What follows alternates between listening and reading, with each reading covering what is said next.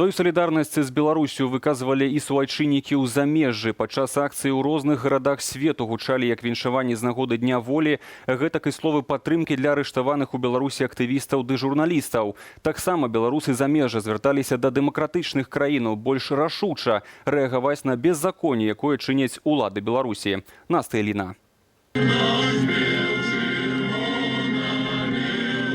У тыя хвіліны, калі сталічны АМАП зачышчаў удзельнікаў Дня волі ў Мінску, некалькі дзесяткаў чалавек сабраліся ў сталіцы Польшы каля помніку Тадэвушу Касцюшку.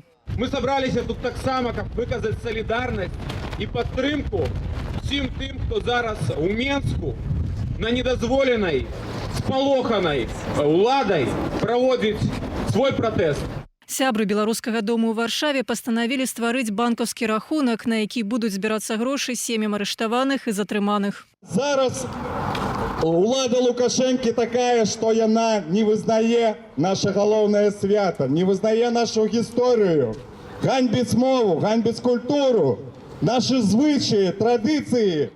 На варшаўскай акцыі прысутнічала паліцыя, якая ў адрозненне ад беларускіх міліцыянтаў сапраўды ахоўвала парадак і падчас акцыі, і ў часе шэсця. Жыве Беларусь! Жыве Беларусь! Акцыя салідарнасці адбылася каля беларускай амбасады ў Вільні. Яе зорганізавалі сябры літоўскага сейму. Ваша свобода – это наша свобода. И если эта свобода умрет, символически день 99-й годовщины этого дня, если Лукашенко засадит всех в Минске, так это будет триумф Кремля. И мы этого не хотим.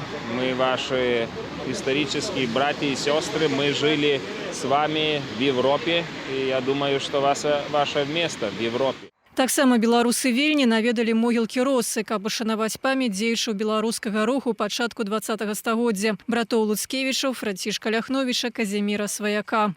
Асабліва ў сённяшніх геапалітычных варунках.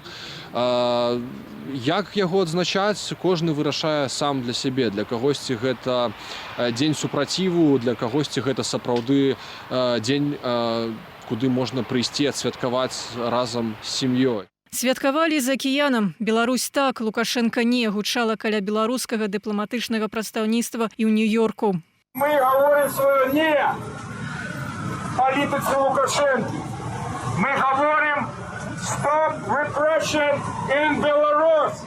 Акцыю ў Нью-Йорку зарганізавалі беларусы Флорыды. Да іх далучыліся суайчыннікі з Маямі, Філадельфіі, Нью-Джерсі. Апроч таго, пікеты і перформансы адбыліся каля беларускіх дыпламатычных місіяў у Парыжы ды Пецярбурзе. Беларускаму надзвычайнаму і паўнамоцнаму амбасадару ў Францыі перадалі зварот супраць парушэння правоў чалавека. А ў паўночнай сталіцы Расіі Лукашэнку прапанавалі з'ехаць да іх у Расію, пакуль не позна.